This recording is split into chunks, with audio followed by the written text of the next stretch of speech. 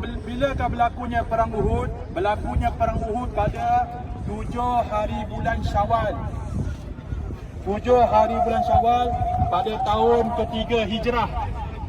Okey, hari apa berlakunya perang?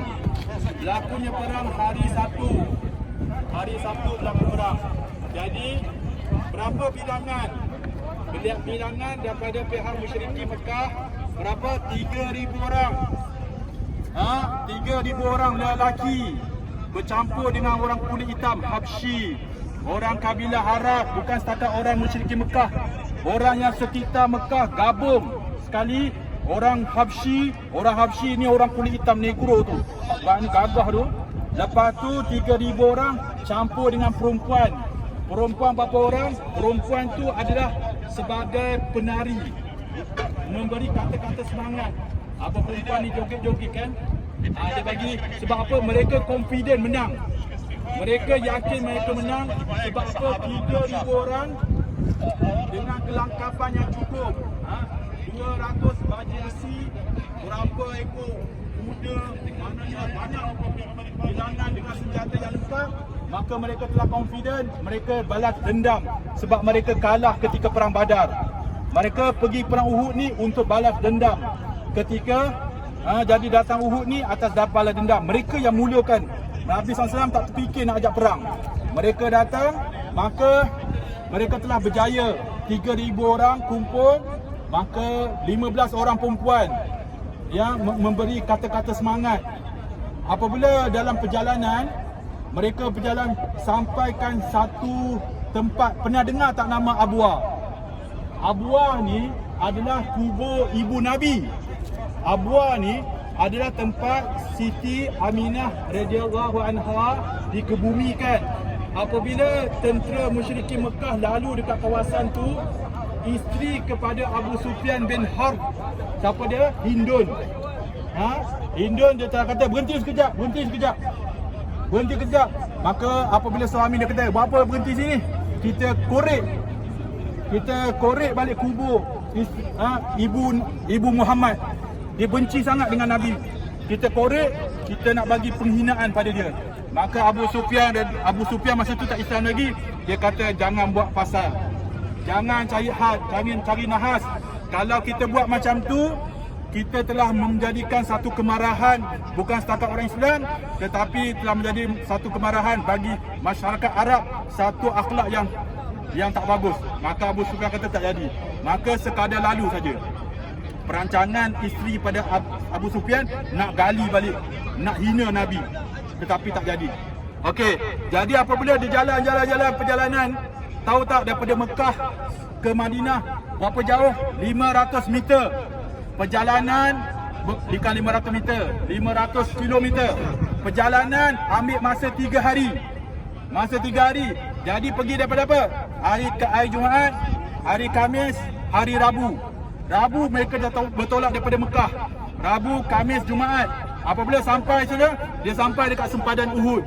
3 hari punya perjalanan. Apabila perjalanan ni telah dapat diketahui, pada masa tu Abbas tak hijrah. Abbas radhiyallahu an, dia masih duduk di Mekah. Apabila dia tahu dah orang Islam, orang tentera musuh ni nak pergi, maka dia telah hantar spy. Dia telah hantar mata-mata buat surat pada Nabi SAW. Pada masa tu Nabi ada kat mana? Nabi ada kat Kuba. Nabi tengah semayang dekat Masjid Kuba. Maka yang bawa surat ni daripada Abbas, maka Nabi kan Umi, Nabi tak pandai baca. Masa tu Ubay bin Ka'ab duduk bersebelah Nabi. Ubay bin Ka'ab satu sahabat yang pandai qori Quran orang Islam. Maka Nabi bagi tahu, wahai Ka'ab, baca surat ni. Apabila dia baca surat ni, dia kata bahawa tentera musyrikin Mekah sedang bergerak ke Madinah nak lawan orang Islam. Abbas bagi tahu 3,000 orang sekian lengkap dengan senjata. Pada masa tu Nabi di Kuba. Nabi bagi tahu, wahai Ka'ab, kamu jangan bagi tahu siapa-siapa. Diam. Maka apabila lepas saja Nabi SAW balik daripada Kuba, maka Nabi terus pergi Madinah. Sampai waktu asar, Nabi kumpulkan sahabat-sahabat. Mesyuarat mengejut. Perkumpulan mengejut. Maka Nabi SAW bagi tahu bahawa sebelum Nabi SAW ada berapi. Nabi SAW kata api malam tadi ada 3 tanda. Yang pertama, aku mimpi aku telah sembelih seekor lembu. Lepas tu, aku punya pedang aku telah tumpul. Pedang Nabi SAW, pedang Nabi tumpul. Yang ketiga, aku mimpi aku pakai baju besi. 2 tangan aku selup dalam baju aku, baju besi. Maka tiga Nabi SAW dalam mimpi ni, maka sahabat-sahabat Nabi kata, ya Rasulullah, tolong aku kan takwil daripada mimpi tersebut. Maka Nabi SAW telah terjemahkan takwil. Lembu yang telah disembelih itu menandakan bahawa kaum kerabat aku akan syahid dalam perang. Daripada keluarga aku ni akan ada yang mati. Siapa dia? Uhud siapa dia? Hamzah. Tu kubur dia. Hamzah bin Abdul Muttalib. Nabi mimpi mimpi lembu yang kena sembelih itu menandakan bahawa keluarga dia akan syahid. Yang kedua apa dia? Yang kedua tumpul. Itu pun berkaitan dengan orang Islam akan berlaku kekalahan. Maknanya yang ketiga apa dia? Yang ketiga berkaitan dengan Nabi masukkan tangan dalam baju besi. Baju dia menandakan bahawa Nabi telah takwil perang akan berlaku di dalam Madinah. Takwil yang ketiga ni berkaitan dengan Nabi masuk tangan dalam baju besi ni, maka sahabat-sahabat yang lain siapa yang setuju? Nabi kata kita tak perlu perang dekat luar. Kita perang dekat Masjid Nabawi. Dekat situlah, dekat masjid asal dia. Asal Nabi SAW telah cadangkan perang bukan kat sini. Asalnya perang dekat sana. Maka apabila siapa yang setuju? Abdullah bin Ubay bin Salul. Pernah tahu tak siapa dia? Tahu tak siapa dia? Abdullah bin Ubay bin Salul. Tahu tak? Ketua munafik. Dia telah angkat tangan. Aku setuju Muhammad. Aku setuju kita perang dalam Madinah. Sebab apa? Dia penakut. Jadi apabila sahabat lain senang, maka masa tu angkat satu sahabat. Siapa dia? Hamzah bin Abdul Muttalib. Dia kata, ya Rasulullah, aku tak terlibat dalam perang Badar. Bagilah peluang aku nak merasai perang di luar daripada Madinah.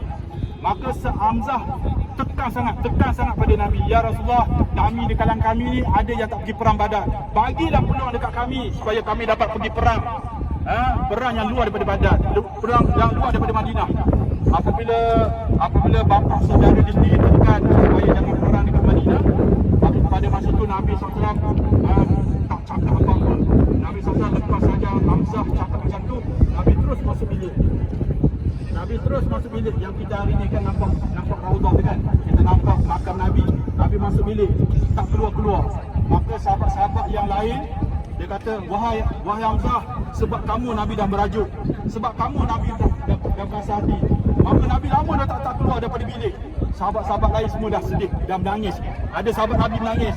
Kita telah melukakan hati Nabi. Maka lepas tu tengok tunggu. Maka Nabi SAW keluar daripada bilik. Dalam keadaan apa? Nabi keluar daripada rumah dia dalam keadaan pakai baju besi. Nabi pakai baju besi. Maka Hamzah radhiyallahu anhu, sahabat-sahabat yang tengah show ni supaya pergi perang dekat luar daripada Madinah, ya Rasulullah, kami bukan nak pecahkan kami bukan nak bagi kamu marah dekat kami takut kamu marah. Sebab apa? Siapa-siapa yang melukakan hati Nabi, dia telah buat permukaan Allah. Jadi sahabat-sahabat takut. Maka apabila sahabat-sahabat minta maaf dekat Nabi, maka Nabi kata apa? Nabi kata apabila satu orang Nabi telah pakai baju besi, dia tak akan tanggal dah baju tu sehingga Tuhan akan membuat keputusan, sehingga Allah buat keputusan antara dia dengan musuh dia. Faham tak maksud dia? Maknanya dia kata apa? Aku tak akan tanggal dah baju besi. Apabila Nabi-Nabi ni, kalau dia dah pakai baju besi, maknanya dia tak akan tanggal sehingga selesai tamat perang. Faham tak maksud dia? Maknanya Nabi SAW akan pergi perang. Maknanya pergi perang Uhud ni. Okey, pada masa tu Nabi kumpul bilangan. Dapat berapa orang? Dapat 1,000 orang. 1,000 orang telah bersedia untuk pergi perang sama Nabi. Dalam perjalanan, pendekkan cerita, dalam perjalanan Nabi pergi, orang munafik punya jahat Abdullah bin Ubay bin Salul, dia telah apa? Dia telah racun orang-orang, maka telah 300 orang telah berjaya dipujuk oleh Abdullah bin Ubay, telah tak jadi ikut Nabi. Kami tak nak pergi perang. Dalam perjalanan nak sampai dah dekat Uhud. Nak sampai dekat Uhud, tiba-tiba 300 orang lepas sembahyang subuh, maka dia kata, ya Rasulullah, kami nak balik rumah. Maka kenapa? Nabi kata, maka kami takkan dah join nak perang. Sebab apa? Kami rasa ni tak akan berlakunya peperangan. Maka tinggal berapa orang? Daripada 1000 tinggal 700 orang Islam yang tulen. Orang Islam yang tulen tinggal 700. 700 lawan 3000. Berapa kali ganda? Berapa kali ganda tuan-tuan dan puan-puan? 4 kali ganda. 4 kali ganda. 4 kali ganda lawan dengan pihak musuh. Okey, pendekkan cerita. Tetapi pihak musuh telah berjaya. Mereka datang awal, mereka telah ambil tapak. Tapak apa? Tapak pak. Di mana tapak musuh? Tu depan tu. Nampak tak pokok-pokok tu? Di situ belakang sikit tu, di situlah kawasan musuh punya perkemahan. Mereka duduk situ. Mereka telah pilih sebab mereka datang awal. Jadi orang Islam tak ada kawasan lagi. Maka macam mana ni? Maka sahabat-sahabat Nabi pun, apabila Nabi SAW berbincang dengan sahabat, kita nak lalu mana ni? Nabi SAW tak nak cross depan musuh. Nabi SAW bagi tahu siapa ada jalan tahu, siapa tahu jalan shortcut. Siapa tahu jalan shortcut nak masuk Uhud. Maka satu orang sahabat kata, kita masuk kebun-kebun kurma. Dekat sini dulu, belakang Uhud ni ada kebun. Ada kebun-kebun kurma. Maka Nabi SAW, sahabat ni bagi tunjuk jalan, kita masuk dalam kebun-kebun kurma ni supaya kita lepas kawasan daripada perkemahan pihak musuh. Okey, apabila Nabi SAW pendekkan cerita, maka Nabi SAW telah berjaya dapat buat kat sini. Dapat sinilah kawasan orang Islam. Kawasan orang Islam telah tempat berperang di sini. Dekat kawasan ni, belakang ni. Lepas tu Nabi SAW, jadi berlakunya peperangan di mana? Tengah-tengah ni. Berlakunya peperangan di tengah-tengah ni. Okey, berlakunya peperangan di tengah ni. Jadi sebab apa Allah Ta'ala bagi? Ketika Nabi SAW punya bijaksana, tengok ni sekarang tengah panas. Apabila berlakunya perang, nampak matahari, pihak musuh dia datang nak lawan, dia terpaksa menghadapi silau. Perang berlaku tengah hari. Jadi apabila berlakunya silau ni, matahari naik, maka salah satu gangguan telah menjadikan mereka jadi pancaran matahari itu menjadikan silau untuk serang. Lepas tu Nabi SAW putuskan 50 orang sahabat duduk di bukit ni. Ini Bukit Rumat. Ini Bukit Rumat yang 50 orang Nabi putuskan. Nabi bagi tahu dalam hadis, dia kata kamu jangan turun, sama ada kami menang, kami kalah ke, jangan turun. Tetapi masa tu menyedihkan apabila kali yang pertama orang Islam telah menang, pendekkan cerita, maka mereka telah nampak rampasan. Mereka telah nampak apa? Mereka telah nampak harta-harta rampasan. Banyak musuh-musuh telah dibunuh, maka banyak harta-harta pedang, macam-macam. Maka pada masa tu 40 orang telah terkesan dengan dunia. 40 orang telah terkesan dengan dunia. Maka mereka kata apa? Ghanimah. Maka 40 orang telah turun daripada bukit ni. Maka berebut ambil harta dunia. Maka tinggal 10 orang sahabat atas bukit ni. Siapa ketua dia? Abdullah bin Jubair radhiyallahu an. Abdullah bin Jubair kata, wahai sahabat-sahabatku, Nabi dah bagi tahu jangan turun. Maka 40 orang kata, wahai Abdullah, kita dah menang. Kita boleh turun. Maka Abdullah kata, Nabi bagi tahu menang kalah jangan turun. Selagi Nabi perintah kata jangan turun. Maka 40 orang telah turun, maka 10 orang sahabat masih kekal di atas. Ketua dia siapa? Abdullah bin Jubair radhiyallahu anhu. Jadi ketika 40 orang turun, musuh telah nampak. Siapa nampak? Pada masa tu Khalid Al-Walid tak Islam lagi. Maka Khalid Al-Walid 3 kali dah cuba nak robohkan kekuatan Islam di bukit ni. Tetapi dia masuk 3 kali, anak panah turun macam hujan, tak boleh. Maka 3 kali dia dah cuba. Sebab apa? 50 orang ada kat atas. Maka apabila dia tengok, dia fikir macam mana nak kalahkan. Lepas tu apabila dia tengok orang Islam dah 40 orang dah turun, masa tu Khalid Al-Walid telah menjerit dekat pihak dia punya kawan dia. Dia kata orang Muhammad telah turun daripada bukit, cepat-cepat kita. Jadi pada masa 40 orang tengah turun daripada bukit, Khalid Al-Walid datang daripada belakang. Maka terus masuk, terus kuasai bukit ni. terus kuasai bukit ni. 10 orang sahabat yang mempertahankan bukit semua syahid. Semua kena bunuh. Jadi selepas saja semua kena bunuh, masa tu Khalid Al-Walid telah perintahkan satu orang, kamu umumkan bahawa bukit ni kita telah pegang, kita telah kuasai. Apabila dia orang tengok Abu Sufyan, tentera musyrikin tengok orang dia telah pegang bukit ni, maka mereka punya semangat naik balik. Maka Khalid Al-Walid telah jaga kawasan ni. Lepas tu Abu Sufyan yang telah lari asalnya, sebab apa? Ingat kalau tengok Khalid Al-Walid bagi isyarat bahawa kita boleh serang, maka pihak Islam ada dekat tengah-tengah. Jadi dah tersepit. Daripada sini serang, daripada depan serang. Orang Islam dekat tengah-tengah. Pada masa itulah berlakunya peristiwa sedih, Nabi kena pukul. Itu kisah dia. Nabi kena pukul, maka Nabi kena balik batu. Jadi pendekkan cerita, badan Nabi, gigi Nabi dah patah, kepala Nabi SAW dah luka, bahu Nabi dah kena tetap. Maka Nabi SAW perintahkan sahabat-sahabat, kita lari. Nabi perintahkan sahabat-sahabat semua lari ke arah bukit. Ni bukit ni. Nabi lari ke arah bukit ni. Bukit Uhud. Dekat belakang ni ada satu tempat yang ada lubang, ada gua. Di belakang bukit ni ada gua. Sekarang ni kerajaan Arab Saudi yang tutup. Dikatakan bahawa ketika Nabi duduk dalam gua tu, darah Nabi, luka Nabi dirawat dalam bukit tu. Dikatakan bahawa pelajar-pelajar yang belajar dekat Universiti Madinah bagi tahu, selalu kami masuk, dia kata bukit tu, dalam bukit tu sampai sekarang wangi. Sebab apa? Darah Nabi. Tempat Nabi luka. Siapa yang rawat Nabi? Ali dengan Fatimah. Ali bawa air, Fatimah sapu muka Nabi ketika luka. Jadi nak katakan bahawa cerita ni panjang, tak boleh nak kena pendekkan. Nak kena pendekkan. Jadi apabila Nabi SAW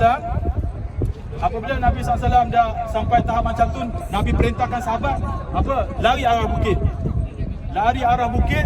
Maka pada masa tu musuh-musuh Islam kejar. Mereka cari, mereka punya matlamat nak bunuh Nabi. Kalau Nabi kena bunuh, maka Islam akan kalah. Jadi semua sekarang ni cari Nabi. Pada masa tu, satu orang sahabat muka dia serupa dengan muka Nabi. Ada satu orang sahabat muka dia hampir muka serupa dengan Nabi. Siapa dia? Mus'ab bin Umair radhiyallahu an. Pernah dengar tak nama Mus'ab bin Umair? Mus'ab bin Umair radhiyallahu an, dia adalah qari Al-Quran. Dia adalah pembawa Islam di Madinah, orang yang pertama, pendakwah Islam yang pertama di Madinah. Semua pahala, semua amal ibadat orang Madinah dapat pahala kat dia. Sebab dialah orang yang Nabi putus menjadi pembawa Islam dekat Madinah. Mus'ab bin Umair. Muka dia ni, dia satu orang muda, handsome, satu orang yang sangat smart. Muka dia hampir serupa dengan muka Nabi. Jadi pada masa tu Abu Qami'ah diingat Nabi SAW. Dia pergi dekat Mus'ab bin Umair, dia lawan. Mus'ab bin Umair, tugas dia masa dekat Uhud, dia pemegang bendera. Dia pemegang panji Islam. Jadi masa Abu Qami'ah ingat ini Nabi, dia pergi dekat Mus'ab bin Umair, dia pergi potong tangan. Dia pergi cantas tangan yang pegang bendera. Putus tangan. Mus'ab bin Umair radhiyallahu an, tangan dia putus belah kanan. Maka apabila tangan dia putus, cepat-cepat dia pegang bendera belah kiri. Maka Abu Qami'ah ni pergi dekat tangan kiri, dia cantas putus dua-dua tangan. Siapa dia? Mus'ab bin Umair. Kubur dia situ. Dalam tu ada 3 kubur. Yang pertama Hamzah bin Abdul Muttalib, yang kedua Mus'ab bin Umair radhiyallahu an, yang ketiga Abdul bin Jash. 3 orang kubur sahabat dekat itu. Itu kubur tu. Salah seorang dia Mus'ab bin Umair radhiyallahu an. Jadi apabila tangan dia dua-dua putus, maka cepat-cepat dia pegang tu, dengan dia pegang tangan yang ada lengan, dia kepit. Lepas tu dia tak boleh buat apa, maka Abu Qami'ah ambil pedang dia, terus pancung kepala dia. Ni Mus'ab bin Umair punya pengorbanan untuk agama Allah. Apabila dia jatuh saja, maka pada masa tu Ali radhiyallahu an terus ambil panji bendera tu. Jadi nak katakan cerita ni panjang. Nak cerita ni memang tak dan. Pendekkan cerita, berapa orang sahabat yang telah syahid? 10. Berapa orang sahabat telah syahid? 11. 70 orang. 70 orang sahabat telah syahid dekat Uhud. Berapa orang musyrikin telah dibunuh? 33 orang. 33 orang saja orang musyrikin Mekah telah dibunuh. Tetapi 70 orang sahabat. Sebab apa? Sebab tak dengar cakap Nabi. Nabi kata jangan turun, mu turun. Jadi ulama telah buat rumusan daripada sirah ni. Apabila orang Islam tak ambil sejarah daripada Uhud ni, dua perkara ni, maka orang Islam akan kalah sampai bila-bila. Yang pertama, apabila orang Islam mencintai dunia lebih akhirat. Apabila orang Islam melebihi dunia daripada akhirat, utamakan dunia daripada akhirat, maka di situ akan datang kekalahan. Nabi, sahabat Nabi duduk bersama dengan Nabi, berjuang bersama dengan Nabi, tetapi apabila dia cinta dunia melebihi akhirat, Allah Ta'ala tunjukkan. Yang kedua, apa dia? Yang kedua, apabila tidak ada taat kepada Allah dan Rasul. Apabila tidak ada taat kepada Allah dan Rasul, walaupun kamu sahabat Nabi, Allah Ta'ala tak akan datang bantuan. Allah Ta'ala akan datang bantuan. Jadi dua ni kita kena ambil iktibar. Yang pertama, jangan jadikan dunia nombor satu, akhirat nombor satu. Contohnya semayang. Masuk waktu, awal semayang, jangan lengah-lengahkan semayang. Ni kita balik hari ni, kita bertaubat dengan Allah. Kalau kita semayang subuh, pukul 7 baru nak semayang subuh. Zuhur baru nak semayang, pukul 4 baru nak semayang zuhur. Itu telah menjadikan dunia nombor satu. Letakkan semayang nombor satu. Dunia tinggal dulu. Bukan kita buang, kita tangguhkan dulu. Azan tu. Jadi nak katakan siapa-siapa utamakan akhirat, Allah SWT akan utamakan semua keperluan hidup di atas dunia ni. Jadi nak katakan, jadikan matlamat kita akhirat. Jadi matlamatkan kita agama Islam dulu, nombor satu. Perintah Allah nombor satu dulu. Keperluan dunia kita nombor dua. Yang kedua, perintah taat amir, taat ketua, taat apa? Taat Allah dan Rasul. Jadi insya-Allah, jadi pendekkan cerita sekarang ni, kita nak pergi kat sana, kita nak pergi doa. Doa untuk sahabat-sahabat Nabi yang telah syahid. Sekurang-kurang dengan cerita saya sedikit ni, saya sendiri dapat berubah dan kita semua menjadi orang yang dekat dengan Allah dan Rasul. InsyaAllah. InsyaAllah, amin. Okey, sebab sekarang ni dah panas, masa kita terhad, kita nak sembahyang zuhur di sana, di masjid. Okey, sekarang ni kita berak ke tanah kuburan. Jadi kita doa kat sana. InsyaAllah. Okey. Jazakallah khair, Ustaz.